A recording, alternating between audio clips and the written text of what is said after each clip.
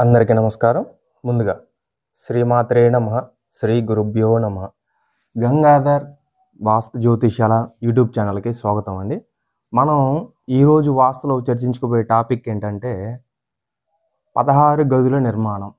అంటే పూర్వకాలంలో పెద్ద పెద్ద గృహాలు 16 గదుల నిర్మాణం అని చేసేటోళ్ళు.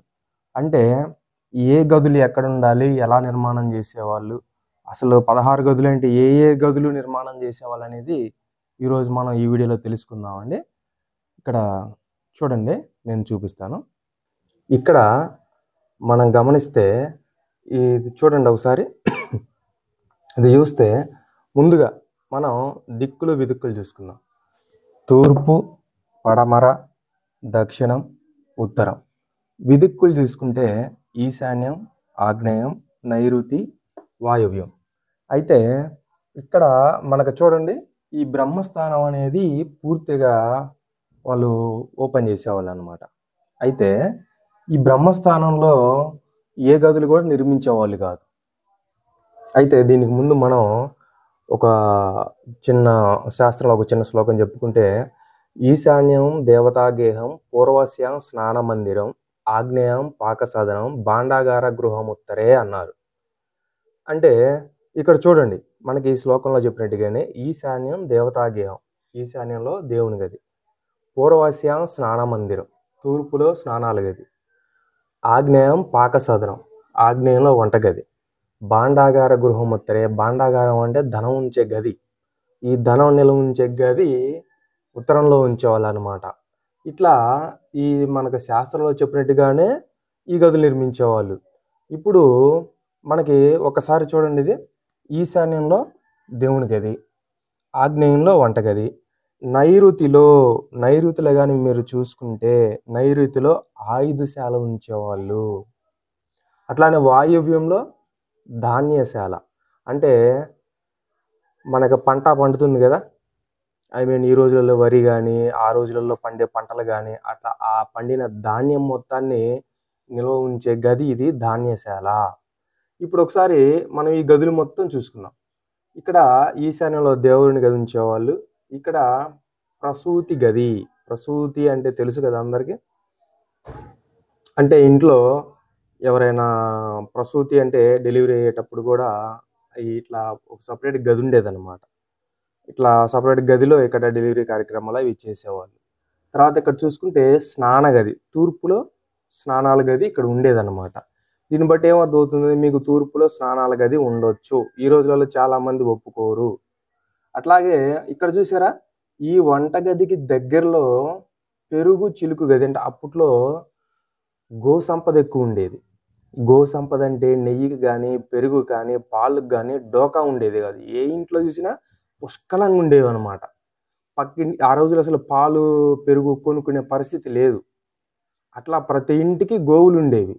కాబట్టి ఆ రోజులలో ఎవరు కూడా పాలు కానీ పెరుగు కానీ కొనుక్కొని తినే పరిస్థితి లేదు. కాబట్టి అందరిలో సమృద్ధిగా ఉండేవన్నమాట. అట్లా ఈ వంటగది పక్కనే ఈ పెరుగు జిలికే గది. అట్లానే ఇక్కడ వంటగది, ఇక్కడ చూడండి నెయ్యి నూనెలుంచే గది. అంటే ఆ రోజులలో మనకి వంటలలో కూడా నెయ్యి వాడకం బాగా ఎక్కువ ఉండేది. ఆ రోజులలో వంటలలో కూడా నెయ్యి వాడకం ఎక్కువ ఉండేది. ఎందుకు, మనకి గో సంపద అనేది పుష్కలంగా ఉంది కాబట్టి నెయ్యికి ఢోకా లేదు. స్వచ్ఛమైన పాలు పెరుగు నెయ్యి తినేవాళ్ళు అనమాట ఆ రోజులలో. అందుకని ఈ నెయ్యి నూనెలు ఉంచే గది ఈ వంటగది దగ్గరలో ఇక్కడ అందుబాటులో వంటగది పక్కనే ఉండేవన్నమాట.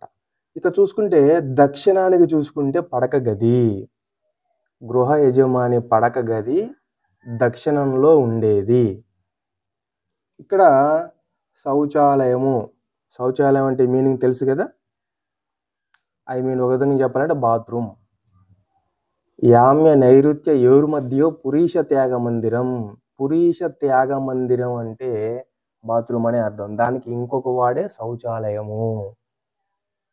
ఇది శౌచాలయం అన్నమాట. ఇక్కడ పూర్తి నైరుతిలో ఆయుధాలు స్టోర్ చేసే గది అన్నమాట, ఆయుధశాల అది. తర్వాత ఇక్కడ చూసుకుంటే విద్యాభ్యాసం, అంటే పిల్లలు ఎవరైనా చదువుకునే వాళ్ళుంటే, ఆ చదువుకోవడానికి కూడా ఒక సెపరేట్ గది. విద్యాభ్యాసం. ఇక్కడ ఇంకోటి చూసుకుంటే దీని తర్వాత పడమరలో, పడమరలో భోజనం గది. భోజనం చేసే గదనమాట. భోజనాలు చేసే గది పడమరలో ఉంచేవాళ్ళు. తర్వాత చూసుకుంటే ఇది రోదన గది.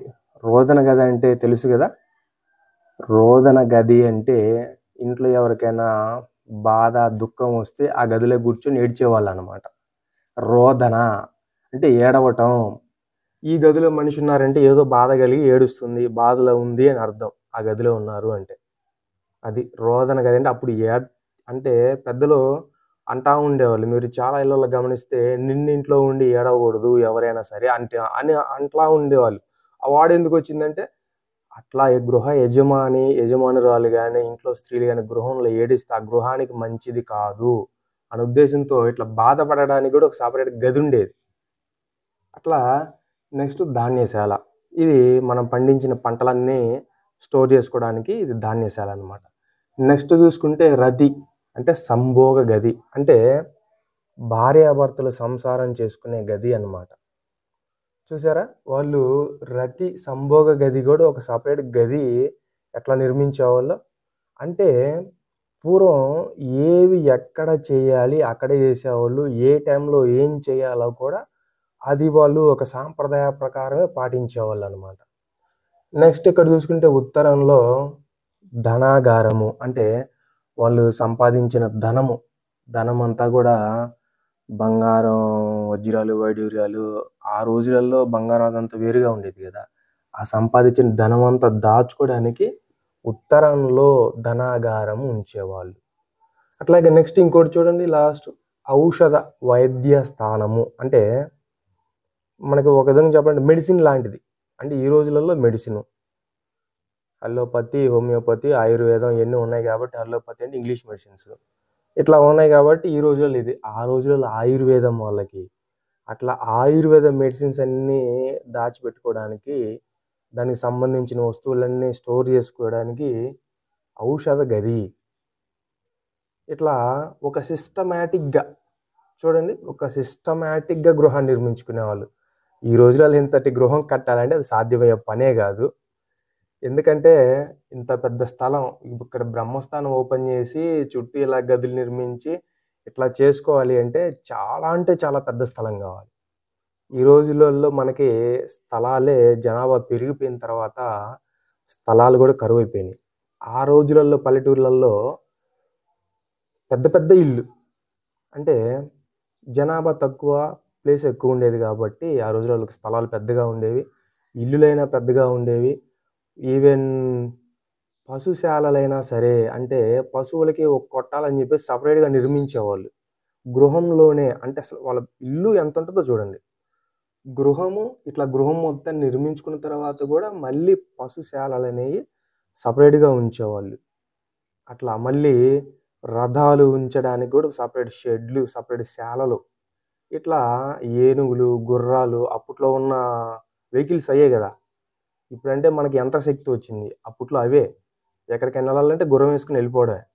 అట్లా వాళ్ళకి చాలా పెద్ద పెద్ద స్థలాలు, పెద్ద పెద్ద ఇళ్ళు. దానికన్నీ సెపరేట్‌గా ఒక సిస్టమాటిక్‌గా కట్టుకునేవాళ్ళు గృహాన్ని. కానీ ఈ రోజులలో గృహం కట్టుకోవడానికి ఒక కన్‌ఫ్యూజన్. ఏది ఎక్కడ? ఏంటి? ఎవరు జెప్పేది నిజం? ఎవరు జెప్పేది అబద్ధం? ఒక కన్‌ఫ్యూజన్ అన్నమాట. ముందు శాస్త్రాన్ని తెలుసుకోండి. శాస్త్రాన్ని నమ్మితే మనకెప్పుడైనా మంచే జరుగుతుందండి. మన శాస్త్రాన్ని తెలిసిన వ్యక్తిని మీరు చూజ్ చేసుకోవటమే ఇక్కడ మీ ప్రాబ్లమ్. ఎవరికి సబ్జెక్ట్ ఉంది? ఎవరిని పిలిపించుకోవాలి? అనేది మీరే డిసైడ్ జేసుకొని, ఒక సబ్జెక్ట్ ఉన్న వ్యక్తిని పిలిపించుకొని మీ గృహం నిర్మించుకోండి. ఎందుకంటే, మనం ఇంత పెద్ద గృహం కట్టలేకపోవచ్చు ఈ రోజులలో. ఇది అసంభవం. కట్టలేం. ఎందుకంటే, అసలు ఇంత పెద్ద గృహం కట్టాలంటే ఎంత ఖర్చవుతుంది? చాలా ఖర్చవుతుంది. మధ్య తరగతి వాళ్ళు కట్టాలంటే అస్సలే కట్టలేరు. ఇది కుదిరే పనే గాదు. కాబట్టి మనం జీవితంలో గృహం ఒక్కసారే నిర్మించుకోగలం. అట్లాంటి గృహాన్ని మనం చాలా జాగ్రత్తగా అన్ని అంశాలు పరిగణలోకి తీసుకొని, మనం గృహాన్ని నిర్మించుకోవడం ఉత్తమం అన్నమాట. ఇది అందరూ గమనించి గృహం నిర్మించుకునే వాళ్ళు జాగ్రత్తగా నిర్మించుకోవాలని తెలియజేస్తున్నాను. ఇక్కడ ఆయుధశాల. మనం ఈ రోజులలో నైరుతిలో ఏం చేస్తాం? డైరెక్ట్ బెడ్రూమ్ ఎక్కడండి? నైరుతి. నైరుతిలో యాక్చువల్గా ఆ రోజులలో ఆయుధశాలలు ఉండేవి, బెడ్రూమ్లు ఉండేవి కావు. దక్షిణంలో గృహ యజమాని పడక గది అంటే బెడ్రూమ్ దక్షిణంలో ఉండేది. ఇది అందరూ తెలుసుకోవాలి. ఎందుకంటే ఆ రోజులలో ఉన్నంత స్థలాలు ఇప్పుడు మన దగ్గర లేవు, అంతటి లేదు కాబట్టి మనం కనీసం కొంత పాజిబుల్ అయినంత వరకైనా శాస్త్ర ప్రకారం గృహం నిర్మించుకోవడానికి అందరూ ప్రయత్నించండి. మనం నెక్స్ట్ ఇంకో టాపిక్తో మళ్ళీ కలుద్దామండి. అంతవరకు సెలవు. జై శ్రీరామ్.